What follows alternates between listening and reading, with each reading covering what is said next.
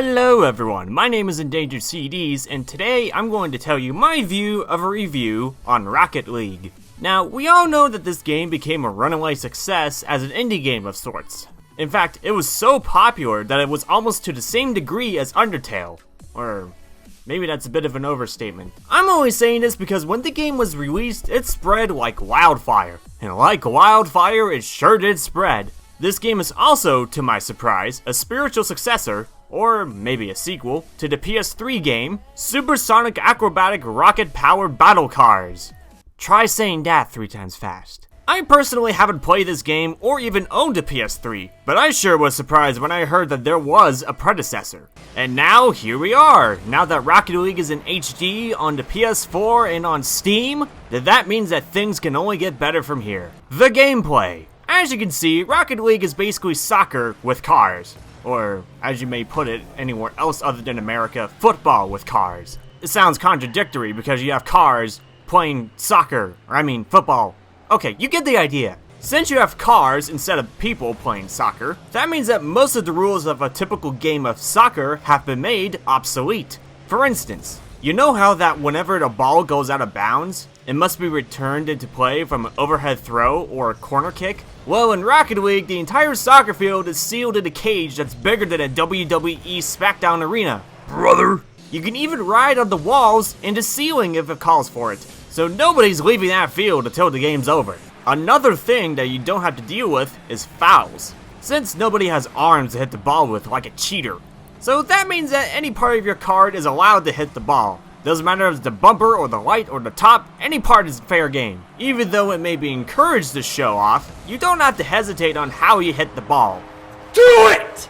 And since a 3 versus 3 match of players in unmanned cars can stir up as much chaos as a stadium full of people with vuvuzelas, a referee and a few linesmen can never be enough to control a single game in Rocket League. Not to mention that they'll get run over in seconds. Lastly, a game in Rocket League is never as long as a single game of soccer in a tournament like the FIFA World Cup. Sure, there may be instances where overtime will be necessary to be the ultimate tiebreaker, but every game is like 5 minutes long. Short and sweet, right? Now, I've known more or less of these rules of soccer for a while because I was a referee and a linesman for recreational soccer teams for kindergartners. So that happened. But in layman's terms, Rocket League is a much simpler version of soccer because it brings down the objective to its barest essential. Shoot the ball into the enemy's goal. I'm sure you've already grasped that concept by now. Customization. Before you enter the wild world that is online matchmaking, you can pimp your ride in any way, shape, or form. You can customize the colors, the paint jobs, the rims, the antenna topper, you get the idea. And speaking of antenna toppers, there's also an ever-growing collection of flags from every nation in the entire world.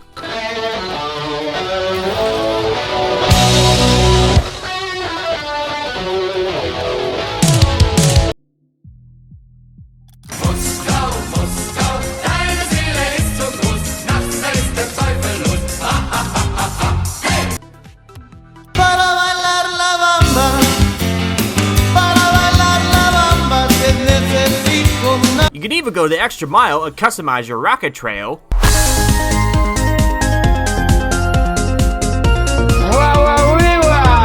And even top your car off with a hat.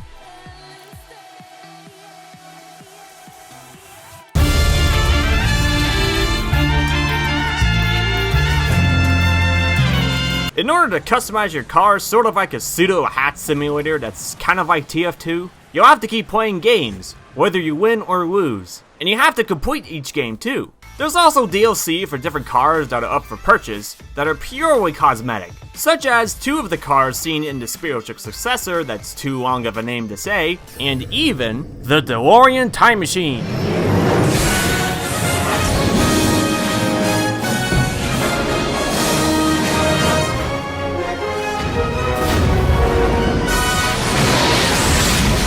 Yeah, it's pretty cool that it's been made available since October 21st, 2015. Yeah, I know, about time, right?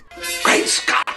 Basic controls. You have 3 basic functions that you can perform while driving around in-game. This includes drifting, boosting, and most importantly, jumping. Drifting is helpful upon occasion, since you can use it to reposition yourself. Sometimes I just find it fun to just spin around.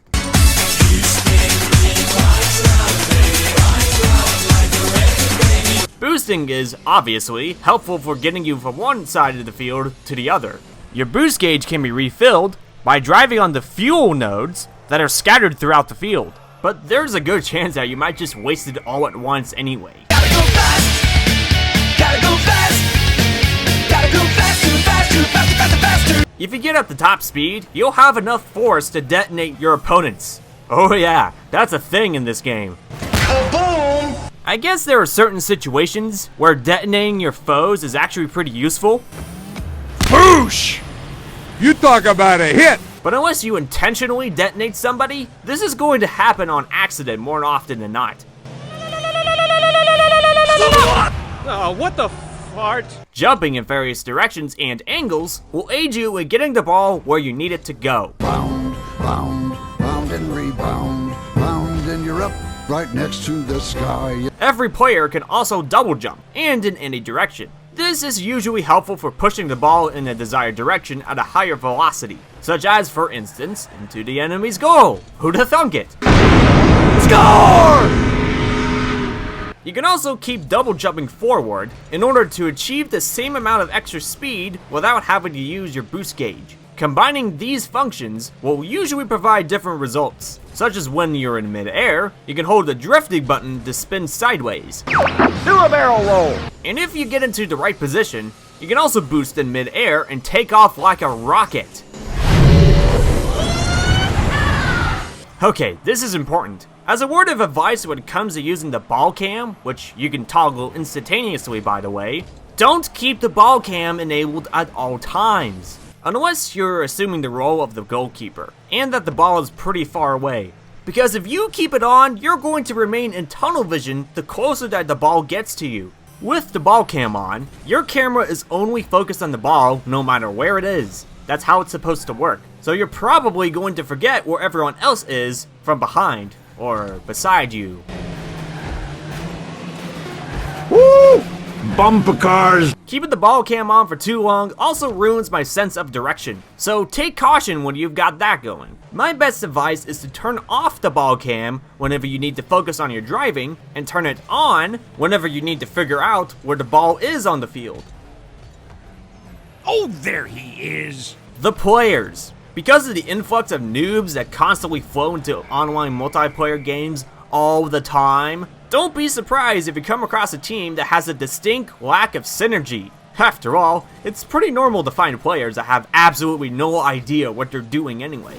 However, one telltale sign that you should look out if you have somebody that's utilizing the game's abilities to its fullest potential is when they've mastered their positioning, their timing, and use of advanced techniques like rocket boosting. Unless you're playing this game with some friends, some of your teammates are more than likely going to do their own thing up until the point that the ball approaches their own goal. I mean, I could probably let this match where my team got steamrolled let it speak for itself. Yeah, let's do this. Hey, wait. No! Second time's a charm. No, whoa, no, whoa. No, wait. No, oh, come on! Alright, check this out. Yeah! What's happening? Yeah! This time is our time. Ah, crap! No. Oh, this is just perfect! Watch and learn, everybody. Watch and learn. Yeah, I got it, didn't I? Really? Alright, right on the money. Oh, come on, you guys! No, wait. Ah! This is just getting embarrassing. Fantastic. Absolutely no improvement.